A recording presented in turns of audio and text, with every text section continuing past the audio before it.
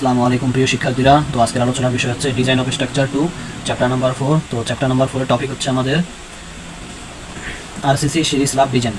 তো এটা হচ্ছে আমার হক বই থেকে উদাহরণ 4.6।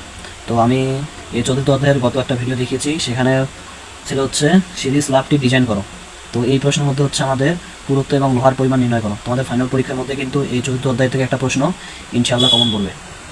তো যখন আমাদের বলবে হচ্ছে স্ল্যাবের পুরুত্ব এবং লোহার পরিমাণ নির্ণয় করো, তখন হচ্ছে 5টা থেকে 6টা ধাপে আমাদের ম্যাথ শেষ হবে। যখন বলবে ডিজাইন করো, তখন 9টা ধাপে ম্যাথ শেষ করতে হবে।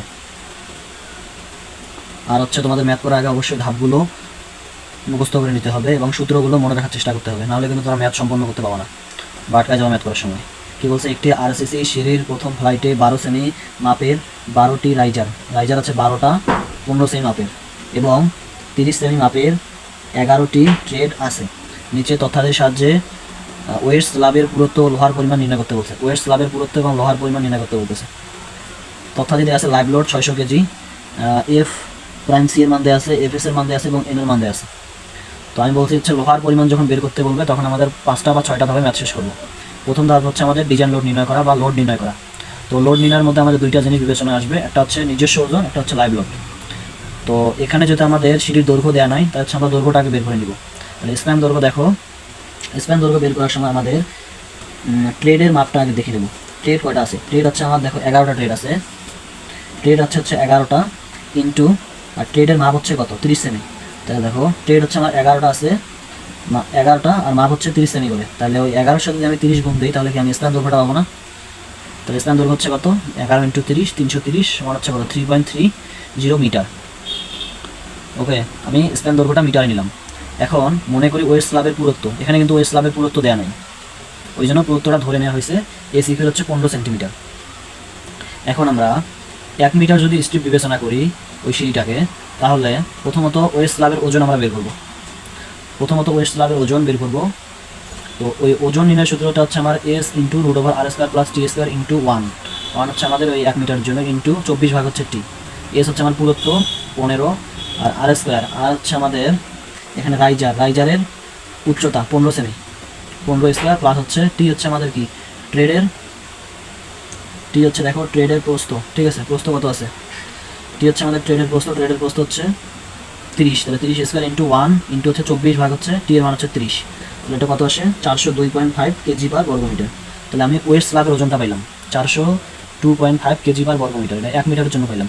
এখন হচ্ছে আমার স্টেপ 2 হচ্ছে স্টেপের ওজন নির্ণয়। প্রথমত আমি ওয়েস্ট স্ল্যাবের ওজন বের করবো, এরপর হচ্ছে স্টেপের ওজন নির্ণয় করবো। স্টেপের ওজন নির্ণয় সূত্র হচ্ছে 12 ইন্টু আর এর মান হচ্ছে আমার কত? 15। রাইজার দেখো এখানে দেওয়া আছে 15 সেমি মাপের রাইজার। তাহলে এটা কত আসলো? 180 কেজি পার বর্গমিটার। এখন হচ্ছে আমার লাইভ লোড কত দেওয়া আছে? 600 কেজি। তাহলে আমার এই তিনটার যদি ক্যালকুলেশন করে তাহলে কত আসে? 1182.5 কেজি পার বর্গমিটার। এটা পেলাম আমি শুধু কি 1 মিটার স্প্যানের জন্য। এখন আমার সিঁড়ির দৈর্ঘ্য কত পেলাম? 3.3 মিটার। তাহলে 3.3 মিটার স্প্যানের জন্য, তাহলে এই আমার লোডটার সাথে যদি আমি 3.3 গুণ করে দিই, তাহলে আমি কি পুরো সিঁড়িটার হচ্ছে কি ডিজাইন লোড বের করতে পারবো। তাহলে পুরো সিঁড়ির ডিজাইন লোড কত আসে? 3902.22 কেজি। এখন ওখান থেকে আমি কি ধাপ 2 হচ্ছে সর্বোচ্চ শেয়ার ফোর্সের সূত্র হচ্ছে ভি ইকুয়াল W/2।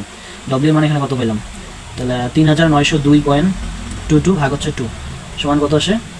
1951.12 কেজি আসে। এরপর হচ্ছে আমাদের ধাপ 3 হচ্ছে সর্বোচ্চ বেন্ডিং মোমেন্ট। ধাপগুলো কিন্তু তোমাদের সুন্দর করে মনে রাখতে হবে। তো এম সমান WL ভাগ হচ্ছে 8। তো এখানে WL ভাগ 8 কেন হলো? সিঁড়িটা হচ্ছে আমরা সমভাবে বিস্তৃত থাকবো। ওকে, তাহলে W এর মান হচ্ছে 3902.22 ইন্টু এল এর মান হচ্ছে আমার 3.33 ভাগ হচ্ছে 8। 100টা হচ্ছে আমাদের এই মানগুলো কিন্তু আমাদের মিটারে আসলো। মিটার থেকে আমার মোমেন্টের মানটা সেন্টিমিটার নিতে হবে, এই জন্য 100 দ্বারা গুণ করে দিব। তাহলে কত আসে দেখো? 1,60,966.57 কেজি পার সেন্টিমিটার। ধাপ 4 হচ্ছে আমাদের গভীরতা নির্ণয়। তো গভীরতা নির্ণয় সূত্র হচ্ছে কি D ইকুয়াল √m বাই হচ্ছে RB। তো এখানে এম এর মান আমাদের জানা, বি এর মানটা হচ্ছে আমাদের, যেহেতু আমরা 1 মিটার স্ট্রিপ বিবেচনা করছি, তাহলে 1 মিটার সমান হচ্ছে আমার 100 সেন্টিমিটার। তো এখন আমাদের আর এর মানটা বের করতে হবে এখান থেকে। তো আর এর সূত্র হচ্ছে আমার আর সমান হাফ FC ইন্টু JK।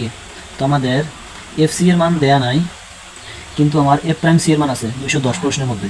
তাহলে দেখো, তাহলে আমার FC সমান কি লেখা যায়? FC সমান লেখা যায় 0.45 ইন্টু হচ্ছে F প্রাইম সি এর মান হচ্ছে 210। তাহলে এটা কত আসবে আমাদের? 94.5। এটা বলে আমরা হচ্ছে FC এর মান। এখন যে এটা হচ্ছে J এর মান, এটা হচ্ছে আমার কে এর মান, জে কে। তোমার জে আর কে এর মানটা কেমনে বের করবো এটা আবার দেখো। তো কে সমান লেখা যায় তাহলে এন ভাগ হচ্ছে এন প্লাস এফ এস ভাগ হচ্ছে এফসি। তো এন এর মান 10 প্রশ্নে দেওয়া আছে, 10 ভাগ হচ্ছে 10 প্লাস এফ এস এর মান প্রশ্নে দেওয়া আছে 1400 ভাগ হচ্ছে, আর এফসি এর মান হচ্ছে 94.5, তাহলে কত আসে 0.402। এখন হচ্ছে এখান থেকে আমরা জে এর মান বের করবো। জে সমান লেখা যায় 1 মাইনাস কে ভাগ 3। 1 মাইনাস কে এর মান কত পেলাম 0.402 ভাগ হচ্ছে 3, কত আসে 0.86। তো এটার মান বসাইলাম, তাহলে দেখো 16.33 সেন্টিমিটার। এখানে ডিজাইনের মধ্যে তোমাদের প্রথম কাজ হচ্ছে ধাপগুলো মুখস্থ করা এবং সূত্রগুলো মনে রাখার চেষ্টা করা, নাহলে তোমরা ম্যাথ একটা করতে পারবো না। দেখো এখানে হচ্ছে 16.33 ইন্টু হচ্ছে 100, কত আসে 9.92, সমান হচ্ছে 10 সেন্টিমিটার ধরি যদি। এখন আমাদের এখানে যদি আমরা হচ্ছে 12 মিলিমিটার ব্যাসের রড ব্যবহার করি এবং মুক্ত কভারিং যদি 2 সেমি ধরি, তাহলে মোট গভীরতা দেখো কত আসবে। আমরা হচ্ছে রডের মধ্যে কিন্তু কার্যকরী গভীরতা বের করবো না নিচে, শুধু উপরে যেটা বের করবো এটা কার্যকরী গভীরতা, আর নিচে যেটা বের করবো এটা হচ্ছে মোট গভীরতা। ওকে, কিন্তু অন্যান্য ক্ষেত্রে আমাদের এখানে একটা কার্যকরী গভীরতা বের করা লাগবে, তারপর হচ্ছে মোট গভীরতা বের করা লাগে, আবার নিচে আরেকটা কার্যকরী গভীরতা বের করতে হয়। কিন্তু এখানে আমাদের সিঁড়ির ক্ষেত্রে প্রথমত কার্যকরী গভীরতা বের করবো, পরে শুধু মোট গভীরতা বের করবো। তো দেখো সূত্র হচ্ছে টি ইকুয়াল তোমার ডি প্লাস ডি এর মান 10 পাইলাম, ডি প্লাস কভারিং হচ্ছে 2 প্লাস আর রডের ব্যাস ভাগ 2, রডের ব্যাস হচ্ছে 12 মিলিমিটার, 12 মিলিমিটার থেকে সেন্টিমিটার নিলাম, তাহলে 1.2 ভাগ হচ্ছে 2, কত আসে 12.6 সেন্টিমিটার।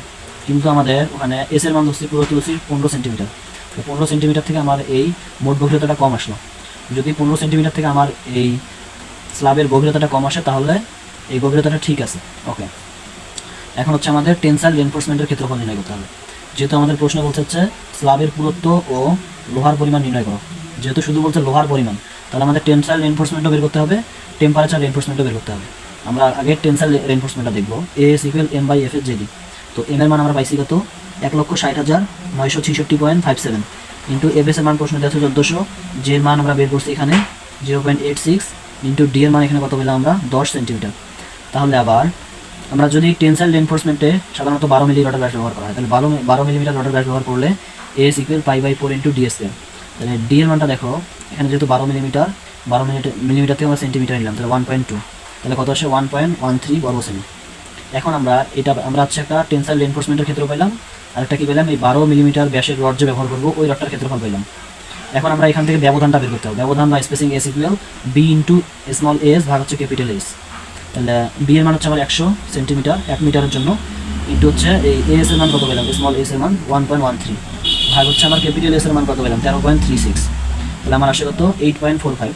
আমরা এটা যদি কমায় ধরি তাহলে 8 সেন্টিমিটার সেন্টার টু সেন্টার, মানে আমার টেনসাইল রিইনফোর্সমেন্টটা মানে 8 সেন্টিমিটার পর পর বসবে। 8 সেন্টিমিটার সেন্টার টু সেন্টার কথার অর্থ হচ্ছে একটা রডের মিডিল থেকে অন্য রডের মিডিল পর্যন্ত দূরত্ব, এটা হচ্ছে আমার সেন্টার টু সেন্টার 8 সেন্টিমিটার বসবে। এখন হচ্ছে আমাদের দেখো ধাপ 6 কি বলছে টেম্পারেচার রডের ক্ষেত্রফল। তাহলে এ প্রাইম এস ইকুয়াল 0.0025 বিটি, এটা হচ্ছে মসৃণ বারের জন্য 0.0025, আর যদি অমসৃণ বার আমরা ব্যবহার করতাম তাহলে কত দিতাম 0.0018 বিটি। ওকে, তাহলে আমরা 0.0025 ইন্টু বি এর মান হচ্ছে 100, টি এর মান হচ্ছে আমার 12.6। এখানে 12.6 টিটা হচ্ছে আমার এই আমাদের স্ল্যাবের গভীরতা বের করার পর হচ্ছে দেখো একটা মোট গভীরতা পেয়েছি, ওইটা হচ্ছে আমার টি এর মান 12.6, কত আসে 3.15 বর্গ সেন্টিমিটার। আমরা যদি এখন টেম্পারেচার রডটা 10 মিলিমিটার ব্যাসের রড ধরি, তাহলে এই 10 মিলিমিটার ব্যাসের রডের ক্ষেত্রফল কত আসে এস ইকুয়াল তাহলে π/4 ইন্টু হচ্ছে ডি স্কয়ার।